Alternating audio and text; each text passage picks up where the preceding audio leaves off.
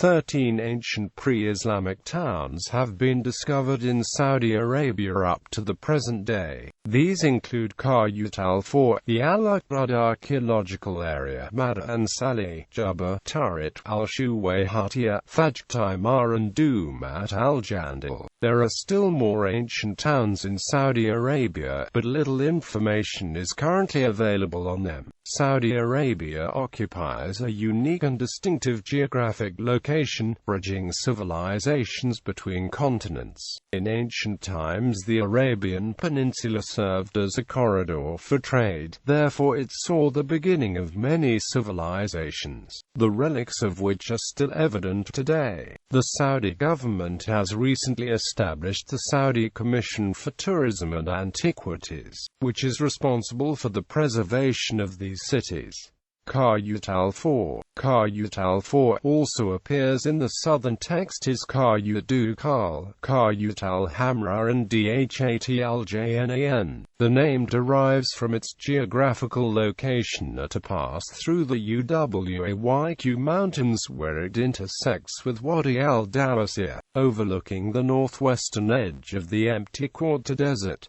It is located about 700 kilometers southwest of Riyadh, the capital city of Saudi Arabia. Qaryat al-Fāw is considered one of the most important ancient pre-Islamic cities in Saudi Arabia, and it was the capital of the Kinda Kingdom from the 1st century BC to the 4th century AD, which was one of the ancient Arab kingdoms in the middle of the Arabian Peninsula. The Kinda originally came from Yemen after the demolition of the Ma'rib Dam, which led to the fall of the Kingdom of Sabah. In fact, after the demolition of the Ma'rib Dam, the Kingdom of Sabah was divided into 3 tribal areas, one of the tribes being the Kinda, which was a part of the Sabian Kingdom of Ma'rib. The other 2 tribes were Amandarites, who built their kingdom in southern Iraq, and the Ghassan, whose kingdom was in what is now called Syria. The Kingdom of Kinda is thought by many historians to have been a Bedouin tribal kingdom. Unlike other organized kingdoms founded in the Arabian Peninsula, this city was known as Dhat'Al in the South Arabian text, although in the Golden Age it was called Qaryat al-Hamra and Dhat'Aljan, and today it is known as Qaryat al-Fāw.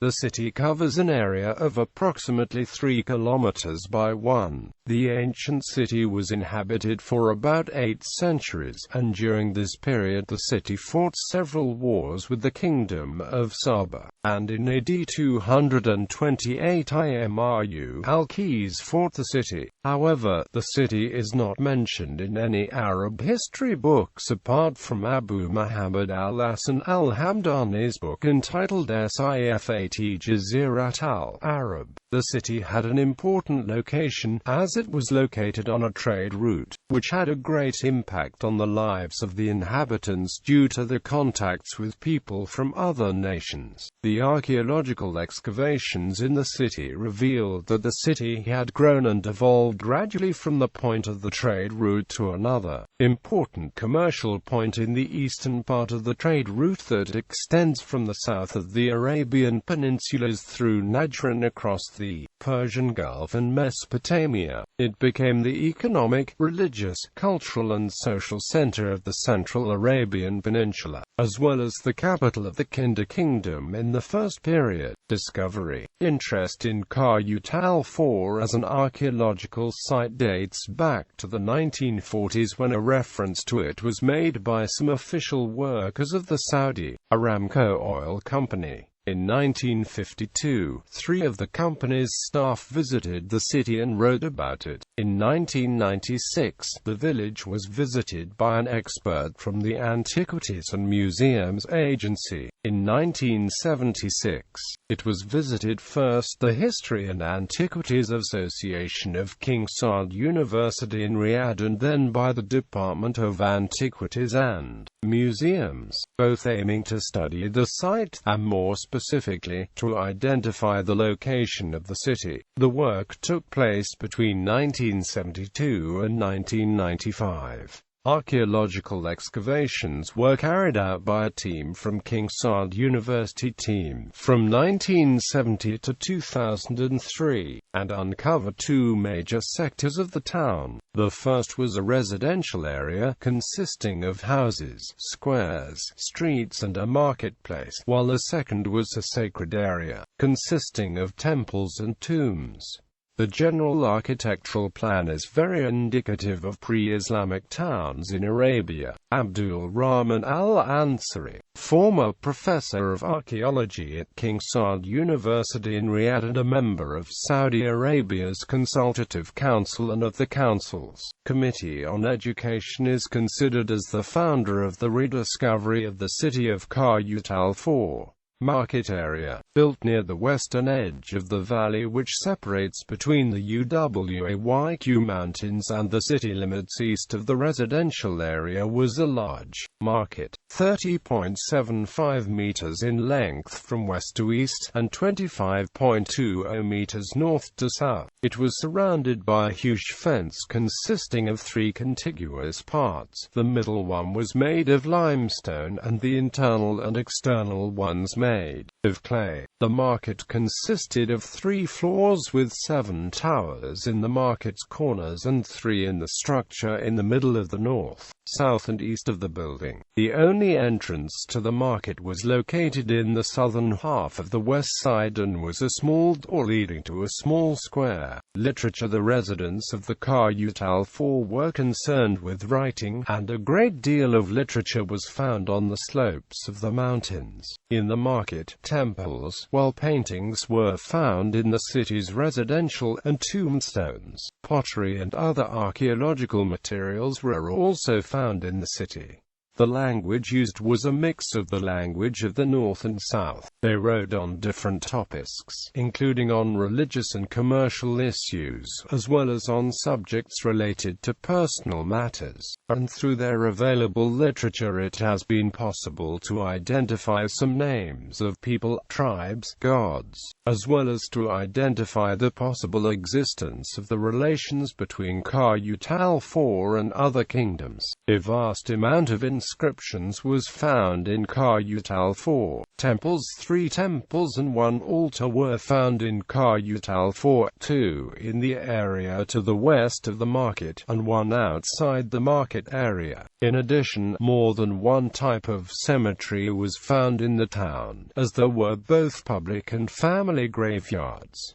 Current condition. As of January 1, 2014, the site is completely fenced for protection against looters by the Saudi government. The site is tended by a Saudi caretaker whose family has ties to the immediate area. The site was authorized and allocated funds for significant improvement, preservation and the construction of a modern visitors center. Construction was to have been completed by December 2013. However, to date no construction has started. The site is extremely impressive, with multiple noblemen's and warrior-class tombs spaced along the eastern periphery. The king's tomb resides somewhat separated into the northwest of the city. The marketplace shows significant erosion of the walls, which have buried almost an entire story of the once 3- or 4-level artifice.